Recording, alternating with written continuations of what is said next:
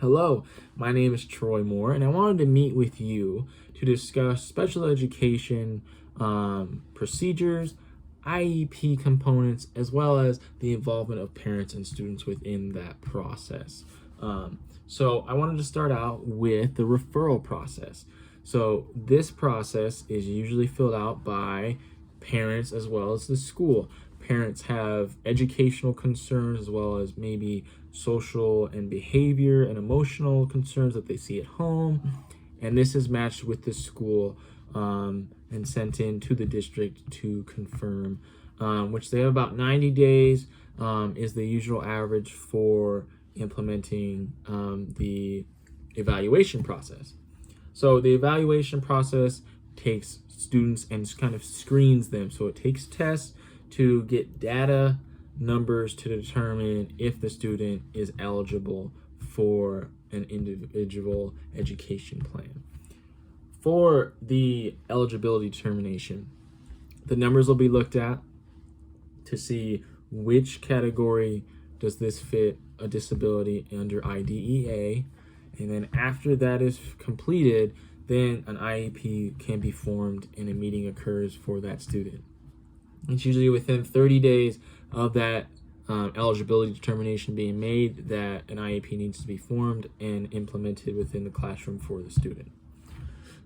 Next, we'll talk about the IEP components.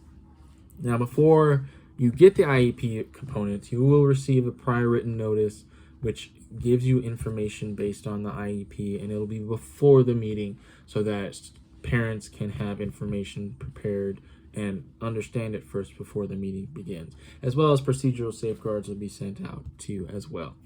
So now let's talk about the IEP components. So at the top is going to usually be student information as well as the specific categorical disability that the child has under IDEA.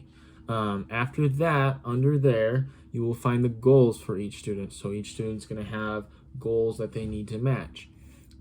These goals are usually measurable and be able to be progress monitored. Under there, you'll find services and location. The services is how long and also where are these students going to get this progress within their goals to fill out this information. Then after that, if you keep scrolling down, you'll find post-secondary goals for some of our older students, and that is telling us what they plan to do in the future after they get out of high school. Under there will be accommodations. Now this is where each student's going to be individual. There'll be test accommodations and there will be classroom accommodations. Test accommodations are more for ACT, SAT, and stuff like that, while the classroom is just in general assignments as well as seating in that area. Okay, so let's go ahead and also talk about parent and student involvement within the process. So parents at the beginning are already implemented. So the referral process, they're one of the first people that makes that move.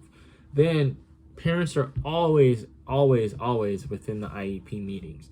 And any changes that need to come up, maybe if it's an amendment or an annual IEP meeting, the parent is always involved within making those decisions.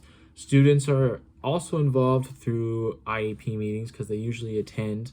Therefore, they can kind of speak for themselves as well as provide information on things that they might be struggling with or items that they might agree with their parent on that they need or don't. So that's that part.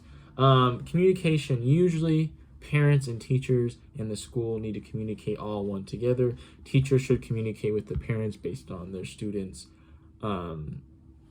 academic progress as well as how they're performing in each class.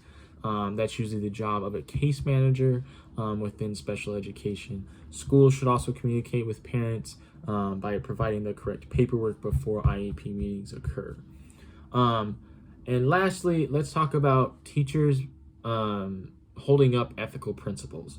So as a teacher myself, when I am dealing with confidential information, which is usually personal information of students, I need to make sure that I am prepared when I enter the IEP meeting with the paperwork that I need, as well as not sending out information that could identify students within special education to places that don't have the right to know this information. And so with all of these all together, this has been a kind of an introduction to how special education procedures work, as well as components of an IEP. I hope that you learned something from this, and I hope to work with you in the future. Thank you very much.